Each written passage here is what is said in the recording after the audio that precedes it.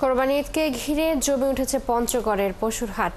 হাটে এবার ভারতীয় গরুর চেয়ে দেশি গরু বেশি। এর মধ্যে কিছু রয়েছে ক্রস সার জাতীয় গরু। ব্যবসায়ীরা বলছেন প্রত্যেক গরুতে 5 থেকে 20,000 টাকা লোকসান গুনতে হবে। ক্রেতার সংখ্যা গতবারের থেকে কম। আর ক্রেতারা বলছেন গরুর দাম কম হওয়ায় খুশি তারা। রফিকুল ইসলামের তথ্য ছবিতে প্রতিবেদন। পঞ্চগড়ের বোদার কুমারীহাট, রাজনগর হাটি গরুর হাট সবচেয়ে বড়। হাটগুলোতে জমে উঠেছে বেচাকেনা। এছাড়া এই বছর স্থায়ী ও অস্থায়ী 16টি হাট বসেছে। ক্রেতারা ঘুরে ঘুরে দেখছেন গরুর দাম ও মান। পছন্দসই গরু দামে মিললেই কিনে বাড়ি যাচ্ছেন। তারা বলছেন গতবারের থেকে এবার গরুর দাম কম। এদিকে বিক্রেতা ও ব্যবসায়ীরা বলছেন বাজারে গরু পর্যাপ্ত উঠলেও ক্রেতার সংখ্যা কম। গরু 1 লক্ষর ঊর্ধ্বে কিনা, গরু বলতেছে 70-75।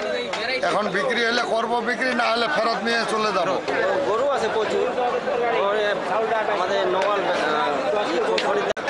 লাভজনক না, ব্যবসা খুব একটা ভালো চলতেছে।